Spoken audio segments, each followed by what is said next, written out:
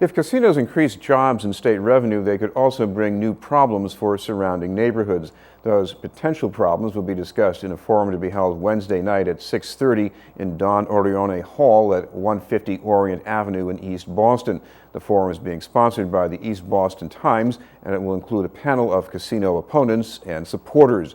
Our guest tonight is one of the opponents and a member of the group Neighbors of Suffolk Downs. We'd like to welcome John Ribeiro. Thank you very much for being with us, John. Thanks, Chris, for having me. First of all, you've grown up in this area. You still live pretty close to where this could possibly be located as a destination casino. And what's your concern? Well, I think there's many concerns. I think traffic is one that comes to everybody's mind when I first start talking about it. But I think there are other problems that are attendant with a casino coming in. Increased crime, corruption that might also come along with it, as well as an impact to surrounding businesses. I do remember the times when on 1A, the route that goes out towards Suffolk Downs, there would be times when there would be a lot of traffic. I guess that has to do with certain events at the racetrack, but with the casino, is this one of these things that has these big spikes in traffic necessarily? I think the number that's predicted or that's expected or hoped for in order to achieve the numbers they're looking for is about 20,000 visitors a day. Now, how many individual vehicles that is, it's hard to tell. One gauge, there are events that happen from time to time, and I don't think they attract more than a couple of thousand people, and that area still backs up. What does this mean for you as a homeowner? Or well, at least somebody who lives pretty close by? What my research has shown, and I went into this with an open mind, if this was going to be an economic engine for the area, then, well, I'd try to get behind it. But what my research has shown that it's actually going to be a depressor for residential real estate. Why would that be? Well, the jobs that we're expecting aren't going to be as high paying as initially, that are being advertised. So you're going to have folks, the same folks that, the wages that are being paid for downtown Boston to clean offices and clean hotels, they'll be attract the same types of folks that'll be taking those jobs, and they're going to need more housing than there already is. What about getting around with the traffic? Do you think, let's say, folks going to work, coming home, they're going to be having some serious problems, you think, from this? Oh, definitely. Even today, I drive out to Westboro to work every day, and I'll come back through the Ted Williams Tunnel, and something might happen on the other side, and I could sit in traffic for 15 or 20 minutes. But if you've got 20,000 visitors a day coming to that area, it's going to be pretty backed up. By the way, what about the effect on local businesses? Well, the casino's goal is to keep you there as long as possible. There won't be any clocks on the walls, and they don't want you to leave. There'll be plenty of shops and other attractions inside the casino, and people won't be encouraged to leave. Now, what's interesting is Richard Fields came to a Kiwanis Club meeting. Richard Fields is the president of Coastal Development. He came to a Kiwanis meeting on Tuesday. And he's one of the people involved in the casinos, of course. Yes, right? That's right. He's developed casinos elsewhere as well. And outlined a plan where the local businesses would be involved in an incentive program. So presumably someone would leave a casino and go to a neighborhood restaurant and earn points to come back to the casino and spend them.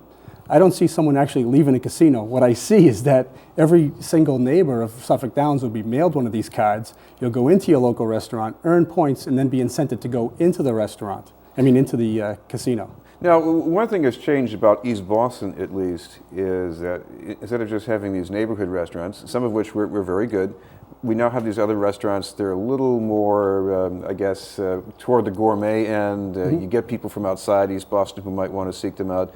Couldn't there possibly be an overlap between those kinds of people and the kind of people who might go to a casino?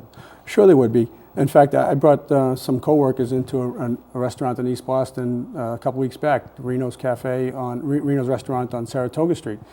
And they remarked that it's one of the best restaurants that they've ever been to, and these people work in downtown Manhattan. Now, yeah, sure, I might still bring them there, but they're still going to be offered a lower priced meal, lower priced alcohol at the casino than is going to be offered at Reno's. By the way, I want to come back to the question about the transportation, because another thing you got to be concerned about, since this is not too far from one of the outer reaches of the Big Dig, is about infrastructure. Is the infrastructure there to handle the traffic? Well, a study was commissioned a couple of years back by Senator Petrocelli. It also built upon a study that was done back in 2000. With the existing traffic and the expected increase in traffic, They're looking at needing $500 million in infrastructure investment from Route 1A, where it leaves the tunnel, all the way up to Copeland Circle, which happens to be where Route 60 meets Route 1. So all along that 1A and Route 60 Northgate corridor would need to be expanded. That's going to mean a loss of businesses in that area. Yeah. Now, of course, the other thing you're going to be hearing about at this meeting next week is not only how this affects the neighborhood, but there are at least some jobs. You might think of them as the most desirable jobs, but there are jobs there, and there's revenue for the state. The state could certainly use that. So don't the people in the neighborhood have to maybe give a little way on that? Sure. Like I said, when I first started researching this, I said, this is going to be an economic engine, and we definitely need jobs in the area. There's been a depression of the local economy, the national economy.